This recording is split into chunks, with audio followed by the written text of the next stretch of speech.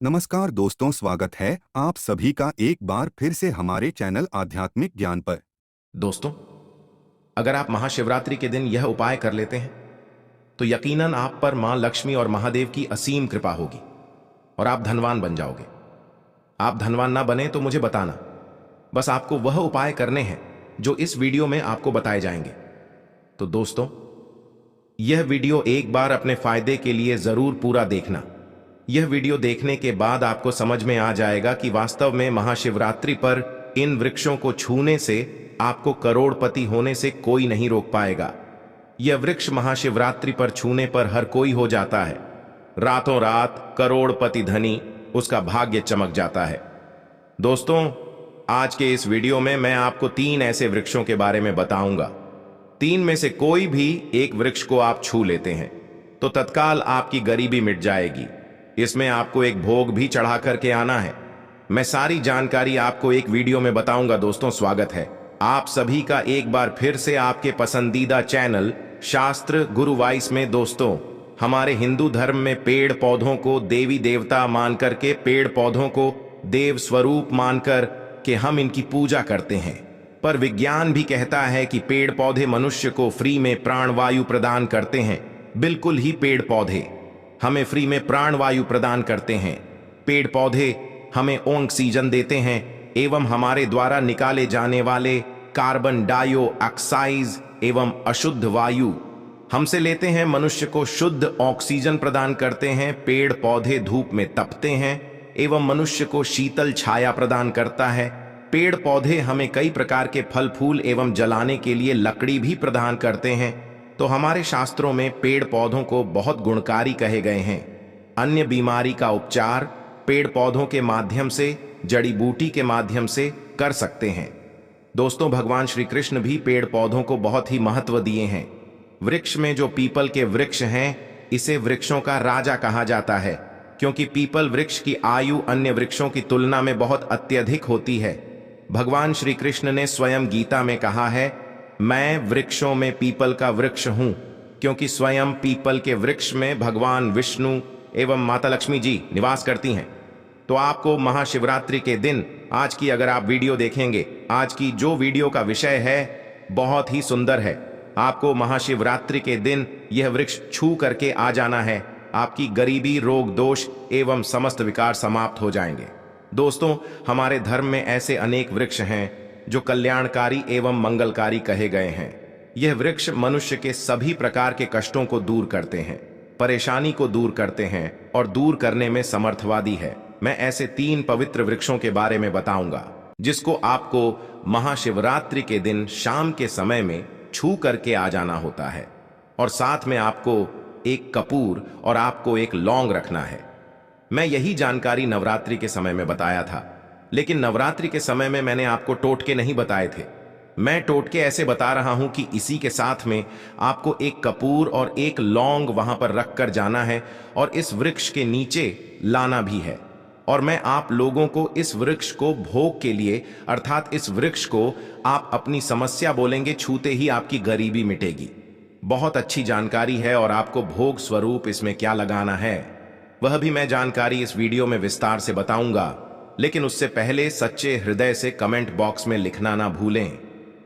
हर हर महादेव, ओम नमः शिवाय। समस्त सम्माननीय देशवासियों को महाशिवरात्रि की हार्दिक बधाई एवं अनंत शुभकामनाएं। देखिए, अगर आप कठिन मेहनत करने के बाद भी एक दिन में 200 से कम रुपए कमा रहे और वही एक व्यक्ति कम मेहनत करके 250 कमाने वाला व्यक्ति कई प्रकार के उपाय करके सारी चीजों को, पैसों को तेजी से खींचने का काम करता है। दोस्तों देखिए, मैं अपने चैनल के माध्यम से आप सभी लोगों को अच्छी अच्छी जानकारी इसीलिए सिखाता हूं। कई लोग हमें कमेंट करके पूछते हैं, गुरुजी हमें एक वक्त की सही तरीके से रोजी रोटी नसीब नहीं हो पाती। हमारे पड़ोसी जो लाखों रुपए कमा रहे हो, क्या इसमें हमारे भाग्य की गलती है?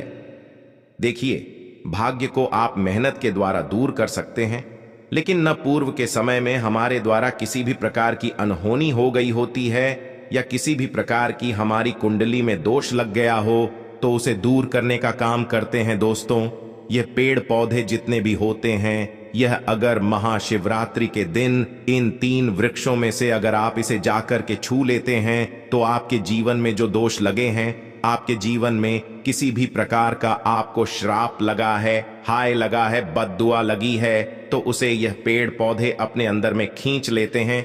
ये अपने अंदर खींच करके अपनी डाली को आपकी बद्दुआ के कारण अपनी छोटी सी डाली को तोड़ देते हैं, यानी कि इनकी छोटी सी डाली सूख जाती है और आपकी बद्दुआ के कारण जो सामने वाले ने आपको बद्दुआ दी थी और आप इसे छू करके आते हैं इन वृक्षों को, तो आपकी बद्दुआ इन वृक्षों में चली जाती है, इनकी एक डाली सूख जाती है।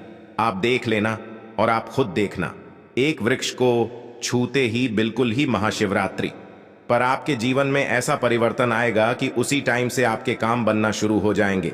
तो चलिए मैं आप लोगों को वृक्षों के बारे में बता दूं। मैं पहले वाली वीडियो में भी बता चुका हूं कि नवरात्रि के समय में ये जो परिजात का वृक्ष होता है बहुत ही उत्तम वृक्ष माना जाता है। परिजात का वृक्ष समुद्र मंथन से उत्पन्न हुआ था। आप सभी दर्शकों को यह जरूर पता होगा और यह देवराज इंद्र के नंदन वन में स्थापित किया गया था। यह जो देवराज इंद्र के जो नंदन वन है माना जाता है, स्वर्ग में वहां पर स्थापित करके रखे गए थे। परिजात वृक्ष भगवान श्री कृष्ण ने मानव जाति के जन कल्याण के लिए धरती लोक पर लाए थे। अगर किसी को हिंदू भाइयों को इनके बारे में जरूर पता होगा, सत्यभामा की कथा पढ़ी है तो जानकारी मिल सकती है। आप सर्च करके भी देख सकते हैं। ऐसा माना जाता है कि मनुष्य के शरीर में कितनी भी ज्यादा थकान हो, बिल्कुल इस वृक्ष को छूते ही तत्काल समाप्त हो जाती है। बहुत से लोग इस वृक्ष को थकान होने पर बिल्कुल इस वृक्ष को छूते हैं। बड़े बड़े राजनीतिक से जुड़े हुए लोग हैं। हमारे चैनल में बहुत से लोग राजनीतिक क्षेत्र से जुड़े हुए हैं, धर्म क्षेत्र से जुड़े हुए हैं। वे सभी लोग हमें जानकारी साझा भी करते हैं। दोस्तों ध्यान से सुनिए, इस वृक्ष के नीचे आपको महाशिवरात्रि के दिन जाना है और आपको घी का यहां पर दीपक जलाना है। अगर आप घी का दीपक जलाने में सामर्थ्य नहीं है तो कोई बात नहीं, आप कोई भी तेल का दीपक जला सकते हैं, सरसों के तेल का दीपक जला सकते हैं। एवं आपको करना क्या है, एक लौंग रखना है और एक कपूर रखना है और आपको मनोकामना बोलना है कि हे वृक्ष राज, आप हमारी यह मनोकामना पूरी करें। आप मनोकामना वहां पर बोल देना और इस वृक्ष को आपको छूना है और छूने के बाद इस वृक्ष को, परिजात का वृक्ष को मक्खन का भोग लगाना है। परिजात के वृक्ष पर स्वयं भगवान विष्णु जी, माता लक्ष्मी जी निवास करते हैं। शास्त्रों के अनुसार भगवान कृष्ण के यह स्वरूप कहे गए हैं क्योंकि भगवान कृष्ण ने मानव जाति के कल्याण के लिए पारिजात के वृक्ष को नंदन वन से लाए थे। तो इसे छूते ही अगर आपके जीवन में किसी भी प्रकार की हाय लगी हो, बददुआ लगी हो, किसी की बुरी नजर लगी हो, जिसके कारण आपके बंद किस्मत के ताले खुल नहीं रहे हैं और आप चाहते हैं कि आपके बंद किस्मत के ताले खुल जाएं, आपकी हाय बददुआ कट जाए, शनि दोष लगा हुआ है, कट जाए, तो एक वृक्ष को छुए और आपको अपनी प्रार्थना बोलनी है कि हमारी हाय बददुआ एवं शनि दोष को मिटाएं, हमारी गरीबी को मिटाएं। इस प्रकार से छूते हुए आपको प्रार्थना करना है और एक लौंग और आपको एक कपूर तो जलाना ही है और उसके ऊपर में एक लौंग डाल देना और आपको मक्खन का भोग इसे लगा देना है। आप उसे देखना, उसी टाइम से आपका शरीर हल्का लगना शुरू हो जाएगा और आपकी हाय बददुआ मिट जाएगी। अब आप में से अधिकतर लोग बोलेंगे कि गुरुजी, हमारे घर के आसपास कोई परिजात का वृक्ष नहीं है, तो हम क्या करें? तो चलिए मैं दूसरा वृक्ष बताता हूं। तो दूसरे वृक्ष में है गूलर का वृक्ष। गूलर के वृक्ष को यहां पर मैं क्योंकि इतना उत्तम बताता हूं क्योंकि गूलर के वृक्ष को स्वयं भगवान नरसिंह देव का वरदान प्राप्त है। क्योंकि गूलर के वृक्ष को नरसिंह देव ने स्वयं वरदान दिया है कि आपके वृक्ष पर, हे वृक्ष राज, मैं और आपकी जो माता लक्ष्मी है, हम आपके वृक्ष पर निवास करेंगे। और ऐसा भी कहा जाता है कि गूलर के वृक्ष के पास थे, अगर मुर्दे को ले जाया जाए तो उसे सारे पुण्य को यह वृक्ष खींच लेता है। आप में से बहुत सारे लोगों को लोक कथा जरूर पता होगा। तो गूलर के वृक्ष को भगवान नरसिंह देव ने बहुत सारा वरदान दिया है कि आप लोगों के कष्ट भी हरें। आपको करना क्या है कि महाशिवरात्रि के दिन शाम को गूलर के वृक्ष के पास जाना है। आप घी का दीपक जला सकते हैं, सामर्थ्य नहीं है तो आप सरसों के तेल का दीपक भी जला सकते हैं, तिल का तेल का दीपक भी जला सकते हैं। तिल के तेल का दीपक वैसे गूलर के वृक्ष के नीचे जलाया जाता है तो इसे बहुत ही शुभ माना जाता है। आपको जलाना है और आपको एक कपूर और एक आपको जैसे रखी है लौंग को जलाना है। जैसे अभी मैंने पहले भी बताया है उसी प्रकार से जलाना है और इसे छू करके प्रार्थना करना है। हे गूलर, हे वृक्ष राज, हम आपसे प्रार्थना करते हैं। आपके वृक्ष पर स्वयं भगवान नरसिंह देव तथा माता लक्ष्मी जी विराजित हैं। हम प्रार्थना कर रहे हैं कि हमारी गरीबी, हमारी परेशानी या जो किसी की हमें हाई लगी है, बद्दुआ लगी है, किसी की बुरी नजर लगी है, हमारे घर में किसी को नजर दोष लगा है, सारे दोषों को समाप्त कर दीजिए। आप अपने अंदर में समाहित कर लीजिए, खींच लीजिए। इस प्रकार से आपको प्रार्थना करना है और गूलर के वृक्ष को आपको बताश का भोग लगाना है। बताश आपको समर्पित कर देने हैं और उसी दिन आपको 5 गूलर के फल लाना है। महाशिवरात्रि के दिन ऐसा माना जाता है कि जो व्यक्ति लाल कलर की चुनरी में गूलर के पके हुए फल को लाते हैं बांध करके और इसे पूजा करने के बाद और इसे धन पेटी में रखते हैं, तो ऐसा माना जाता है आजीवन ऐसे व्यक्ति के जीवन में, ऐसे व्यक्ति के घर में धन दौलत की कमी कभी नहीं होती। गूलर के वृक्ष को साक्षात माता लक्ष्मी के स्वरूप कहे गए हैं। गूलर के वृक्ष पर माता लक्ष्मी नृसिंह देव विराजमान रहते हैं। तो आपको यही काम करना है। आपको प्रार्थना बोलते हुए आपको इसे छूना है और जो मैं प्रक्रिया बता रहा हूं वही प्रक्रिया करना है।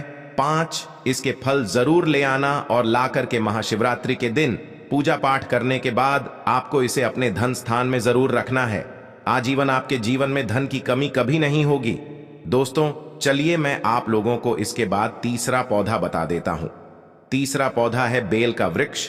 मैं आप लोगों को कई बार कई कथा में बता चुका हूं कि यह जो बेल के वृक्ष हैं माता पार्वती के स्वरूप कहे गए हैं। तो ये वृक्ष माता पार्वती के पसीने से उत्पन्न हुए हैं। स्कंद पुराण में बहुत ही स्पष्ट तरीके से बताया गया है। इसके पत्ते में शिव और डाली में पार्वती, जड़ में ब्रह्मा एवं तन में विष्णु जी स्वयं रहते हैं। संध्या काल में ऐसा माना जाता है कि शिव मंदिर के समीप में जो बेल के वृक्ष हैं इसके नीचे में अगर कोई भी व्यक्ति अगर महाशिवरात्रि के दिन संध्या काल में दीपक जलता है, वैसे तो डेली जलाना चाहिए, लेकिन अगर 8 मार्च के दिन संध्या काल में अगर भगवान शंकर जी का कोई विशेष मंदिर है तो उसके किनारे में जो कोई बेल का वृक्ष हो वहां पे बिल्कुल आप यह घी का दीपक जला दीजिए।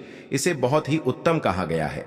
वैसे अगर आप घी का दीपक जलाते हैं तो आपको धन आरण एवं परम शिव भक्त की प्राप्ति होती है। दोस्तों इस वृक्ष को छूने से पाप तत्काल नष्ट हो जाती है। तो आपको करना क्या है, देखिए जो बेल के वृक्ष है इसे बहुत ही उत्तम कहे गए हैं। माता लक्ष्मी को भी बेल के वृक्ष का अवतार लेना पड़ा था एक कथा के अनुसार। इसके बारे में मैं एक कथा भी बता दूंगा कि क्यों माता को बेल के रूप में बेल के वृक्ष में अवतरित होना पड़ा था। मैं इसके बारे में भी एक कथा भी आपको बता दूंगा। तो आपको एक दिन के नीचे हो सके तो घी का दीपक जरूर जलाए। घी का दीपक बहुत ही उत्तम कहे गए हैं।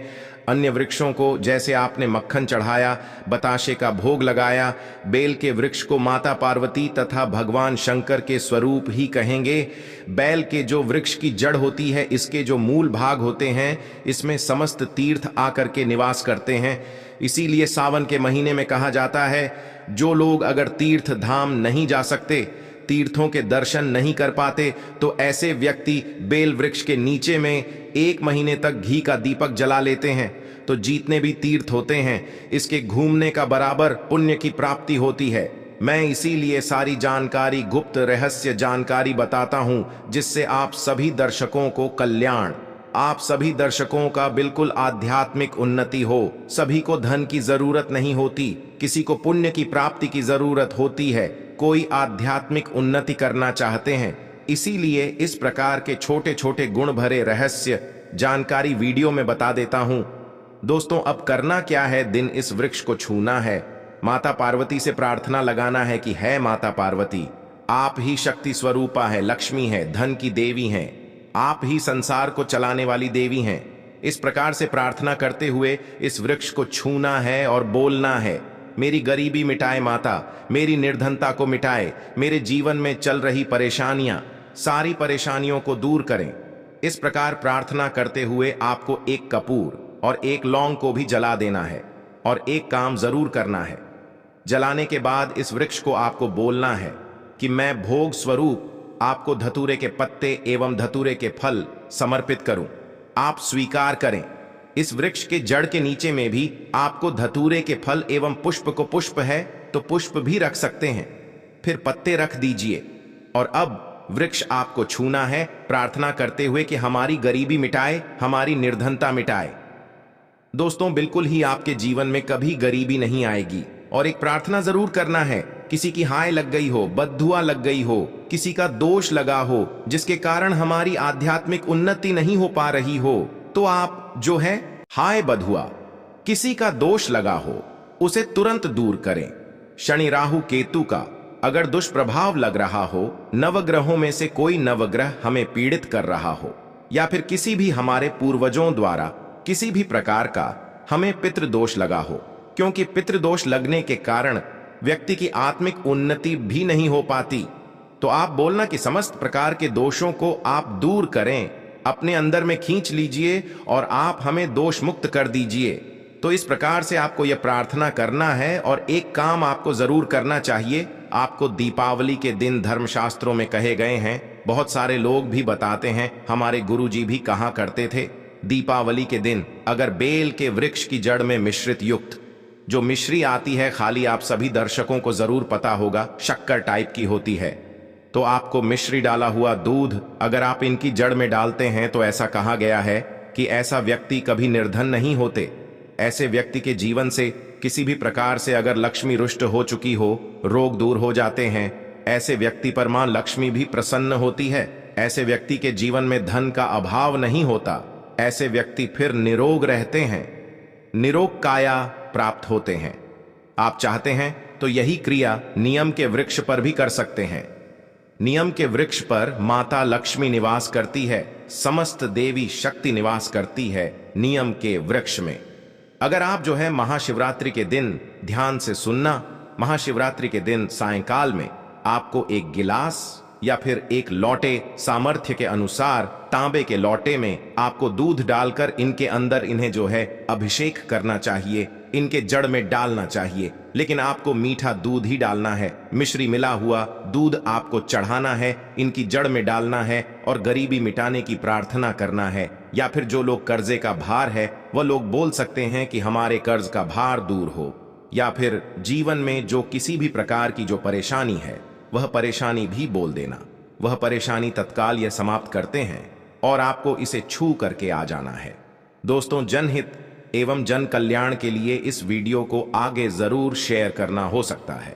आपका एक शेयर किसी की जिंदगी को बर्बाद होने से बचा सके। आप कमेंट सेक्शन में पूरी श्रद्धा के साथ लिखिए जय मां लक्ष्मी। वीडियो को like and Hind religious tales channel को सब्सक्राइब करके बेल आइकन का बटन दबाना बिल्कुल भी ना भूलना। मिलते हैं अपने अगले वीडियो में, तब तक के लिए नमस्कार, अपना ख्याल रखना। दोस्तों, जय श्री राम, हर हर महादेव।